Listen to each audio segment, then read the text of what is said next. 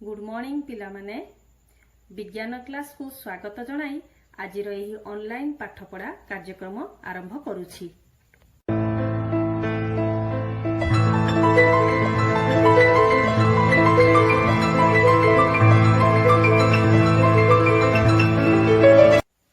पिला माने पूर्व क्लास रे आमे उद्भिदर विभिन्न अंशर गठन और कार्यर मूल संबंध रे पढ़िथिले। ताहले आज कोन पढ़िबा तमे माने समस्ते जानि सारिबणी। पढ़िबा आगरु चालो टिके बगीचा रे बुली आसीबा। तेबे चालो जिबा।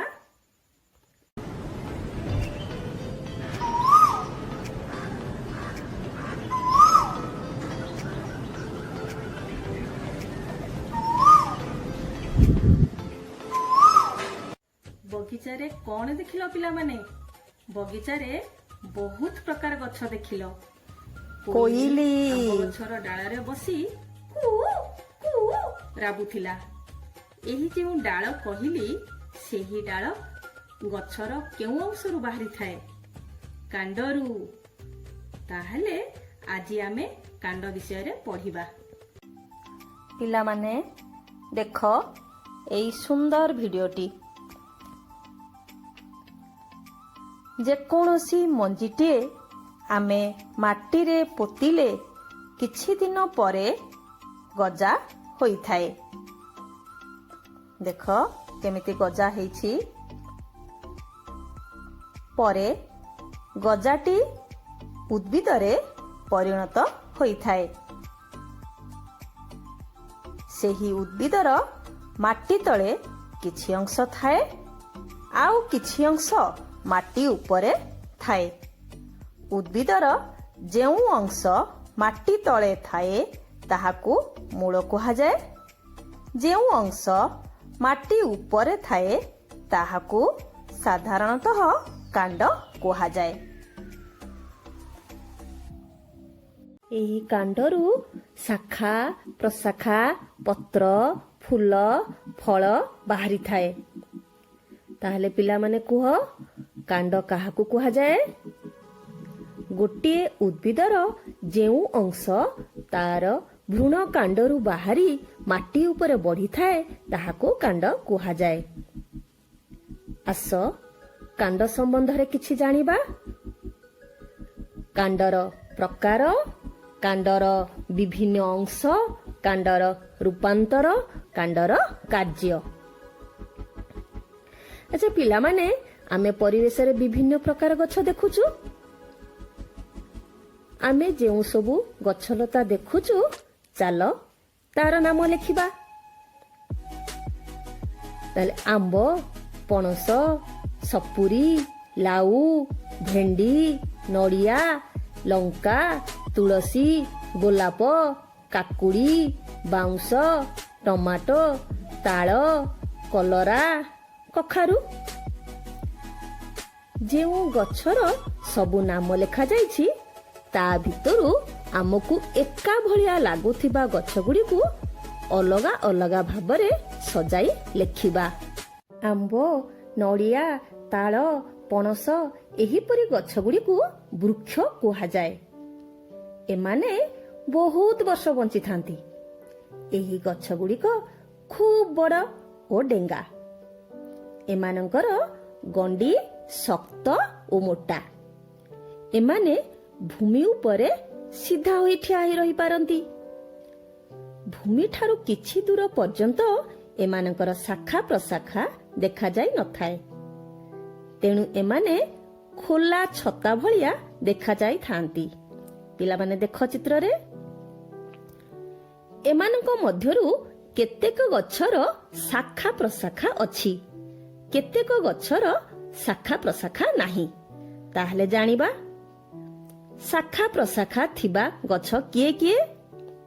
आंब, बर, पणस, लिचु, पिजुड़ी एही भली गछ गुड़िकर शाखा प्रशाखा थाए। ताले शाखा प्रशाखा नथिबा गछ किए किए?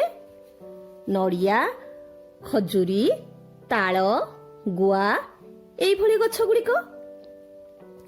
वर्तमान आस छोट गछ बा गुल्म विषय रे जानिबा। लंका, भेंडी, तुलसी, ଟମାଟୋ ଏହିପରି ଗଛଗୁଡ଼ିକୁ ଗୁଳ୍ମ କୁହାଯାଏ। ଏମାନଙ୍କ ଆକାର ବହୁତ ଛୋଟ। ଏମାନଙ୍କର କାଣ୍ଡ ମଧ୍ୟ ଦୁର୍ବଳ ହୋଇଥାଏ। ତାହେଲେ ପିଲାମାନେ ଚାଲ ବୁଦାଳିଆ ଗଛ କାହାକୁ କୁହାଯାଏ ଜାଣିବା। ବାଉଁଶ, ସପୁରୀ, ଗୋଲାପ ଏହିପରି ଗଛଗୁଡ଼ିକୁ ବୁଦାଳିଆ ଗଛ କୁହାଯାଏ। ଏମାନେ ମଧ୍ୟମ ଧରଣର। ଏମାନଙ୍କର କାଣ୍ଡ ବେଶୀ ମୋଟା ନୁହେଁ। ପିଲାମାନେ କାକୁଡ଼ି, ଜହ୍ନି, କଲରା, କଖାରୁ ଏହି ଗଛଗୁଡ଼ିକୁ କ'ଣ କୁହାଯାଏ? ଏହି ଗଛଗୁଡ଼ିକୁ ଲତା କୁହାଯାଏ। ଏହି ଲତାଗୁଡ଼ିକ ଖୁବ୍ କମ୍ ସମୟ ବଞ୍ଚି ରହନ୍ତି। ଏମାନେ ଭୂମି ଉପରେ ସିଧା ଭାବେ ଠିଆ ହୋଇପାରନ୍ତି ନାହିଁ। ପିଲାମାନେ ଜାଣିଛ, ଏହି ଲତା ପୁଣି ଦୁଇ ପ୍ରକାର।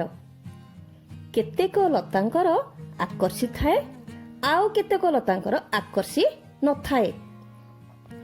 ଯେଉଁ ଲତାଗୁଡ଼ିଙ୍କର ଆକର୍ଷି ଥାଏ ସେମାନଙ୍କୁ ବଢ଼ି ପାରିବା ପାଇଁ ସାହାରା ଦରକାର ହୋଇଥାଏ। ଉଦାହରଣ ଅଙ୍ଗୁର, ମନି ପ୍ଲାଣ୍ଟ।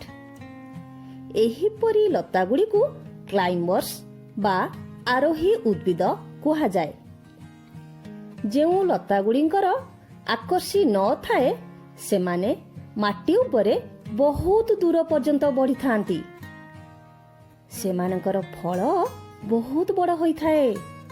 ଉଦାହରଣ ତରଭୁଜ, ବୋଇତି କଖାରୁ। କେତେକ ଗଛର କଣ୍ଟା ମଧ୍ୟ ଥାଏ। ସେମାନଙ୍କୁ କଣ୍ଟା ଗଛ କୁହାଯାଏ। ଇଂରାଜୀରେ ଥର୍ନ ପ୍ଲାଣ୍ଟ କୁହାଯାଏ। ଉଦାହରଣ ଲେମ୍ବୁ, କାକ୍ଟସ୍, ଗୋଲାପ।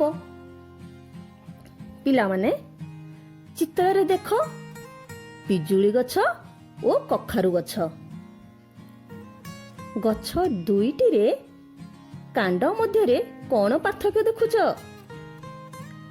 ପିଜୁଳି ଗଛର କାଣ୍ଡ ମୋଟା ହୋଇଛି, ଆଉ କଖାରୁ ଗଛର କାଣ୍ଡ ବହୁତ ପତଳା।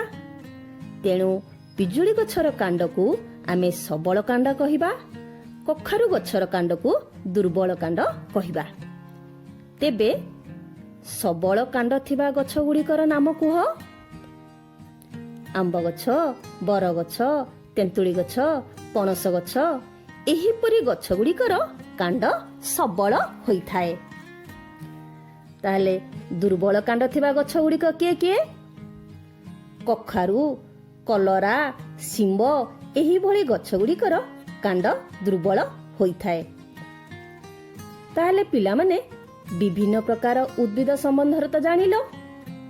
ଏବେ ଆସ କାଣ୍ଡର ବିଭିନ୍ନ ଅଂଶ ସମ୍ବନ୍ଧରେ ଜାଣିବା।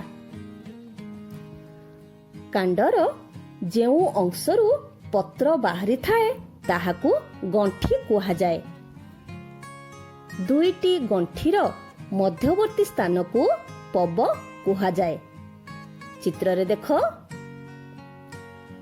ଗଣ୍ଠିର ଯେଉଁଠାରୁ ପତ୍ର ବାହାରିଥାଏ ସେହିଠାରେ କାଣ୍ଡ ଓ ପତ୍ରର ମଧ୍ୟବର୍ତ୍ତୀ ସ୍ଥାନକୁ କକ୍ଷ କୁହାଯାଏ। ଏହି କକ୍ଷରେ କଢ଼ି ବା କଳିକା ଥାଏ। ଏହା କକ୍ଷ କଳିକା ଅଟେ। ଏହି କକ୍ଷ କଳିକା ଗୁଡ଼ିକ ଶାଖା, କାଣ୍ଡ, ଫୁଲରେ ପରିଣତ ହୋଇଥାନ୍ତି। ପିଲାମାନେ ଏଇଟା ଗୋଟେ ଦେଖ ଆଖୁ ଗଛ। ଆଖୁ ଗଛର ଆଜି ଆମେ ଗଣ୍ଠି ଆଉ ପବ ବିଷୟରେ ଜାଣିବା। ଏଇଟା ହେଉଛି ଗୋଟେ ଗଣ୍ଠି ହେଲା। ତଳେ ବି ସେମିତି ଗୋଟେ ଗଣ୍ଠି ଅଛି। ଏଇ ଯେଉଁ ଦୁଇଟି ଗଣ୍ଠିର ମଧ୍ୟବର୍ତ୍ତୀ ଅଂଶକୁ ପବ କୁହାଯାଏ। ମୂଳ ଭଳି କାଣ୍ଡର ମଧ୍ୟ ରୂପାନ୍ତର ହୋଇଥାଏ। ତମେ ତ ଜାଣିଛ ଓଟ ମରୁଭୂମିରେ ରହେ।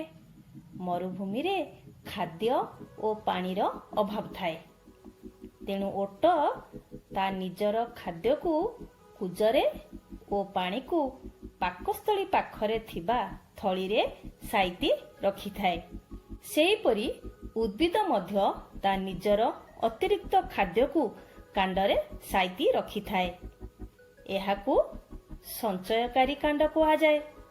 ଉଦାହରଣ ଅଦା ଆଳୁ, ସାରୁ, ପିଆଜ ଏଗୁଡ଼ିକୁ ଆମେ ଖାଦ୍ୟ ରୂପେ ଗ୍ରହଣ କରିଥାଉ। ଏଗୁଡ଼ିକ ରୂପାନ୍ତରିତ ହୋଇ ମାଟି ତଳେ ରହିଥାନ୍ତି। ଚିତ୍ରରେ ଦେଖ ପିଲାମାନେ, ଆଳୁ ଗଛର କାଣ୍ଡ ମାଟି ତଳେ ରହି କିପରି ଆଳୁରେ ଖାଦ୍ୟ ସଞ୍ଚୟ କରିଛି। ଆହୁରି ଦେଖ, ହଳଦୀ, ପିଆଜ, ରସୁଣ ଗଛର ମଧ୍ୟ କାଣ୍ଡରେ କିପରି ଖାଦ୍ୟ ସଞ୍ଚୟ ହୋଇ ରହିଛି। କାଣ୍ଡ କେବଳ ମାଟି ତଳେ ରୂପାନ୍ତର ହୋଇନଥାଏ, ମାଟି ଉପରେ ବି କାଣ୍ଡର ମଧ୍ୟ ରୂପାନ୍ତର ହୋଇଥାଏ। ଉଦାହରଣ, ନାଗଫେଣି ଆଉ ଶକ୍ତଫେଣି ଗଛର କାଣ୍ଡ। ଏହି ଗଛର କାଣ୍ଡ ସବୁଜ ହୋଇଥିବାରୁ ଆଲୋକ ସଂଶ୍ଳେଷଣ ପ୍ରକ୍ରିୟାରେ ଖାଦ୍ୟ ପ୍ରସ୍ତୁତ କରିଥାଏ ଏବଂ ମାଂସଳ ହୋଇଥିବାରୁ ଜଳ ସଂଗ୍ରହ କରିଥାଏ। ଗୋଲାପର କଣ୍ଟା ମଧ୍ୟ କାଣ୍ଡର ରୂପାନ୍ତର। କଲରା, ଜହ୍ନି, ଲାଉ, କଖାରୁ ଗଛର କାଣ୍ଡ ମଧ୍ୟ ରୂପାନ୍ତରିତ ହୋଇଥାଏ, ଯାହାକୁ ଆମେ ଆକର୍ଷି କହିଥାଉ। ଏହି ଆକର୍ଷି ଗଛକୁ ଆଗକୁ ବଢିବାରେ ସାହାଯ୍ୟ କରିଥାଏ। ପିଲାମାନେ, ରୂପାନ୍ତରିତ କାଣ୍ଡ ସମ୍ବନ୍ଧରେ ତ ଜାଣିଲ, ଏବେ ଆସ କାଣ୍ଡର କାର୍ଯ୍ୟ ସମ୍ବନ୍ଧରେ ଜାଣିବା। କାଣ୍ଡ ଉଦ୍ଭିଦର ପତ୍ର, ଫୁଲ ଓ ଫଳକୁ ଧରି ରଖିଥାଏ।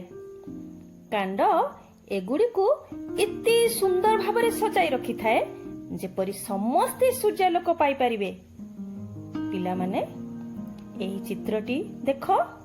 ଏହି ଚିତ୍ରଟି ହେଉଛି ରାଉରକେଲା ଷ୍ଟିଲ୍ ପ୍ଲାଣ୍ଟର। ଏଠାରେ ଉତ୍ପାଦନ ହେଉଥିବା ଲୁହା ପାଇପ୍ ସବୁ ବମ୍ବେକୁ ଯିବ। କିପରି ଯିବ ଟିକେ ଚିନ୍ତା କର।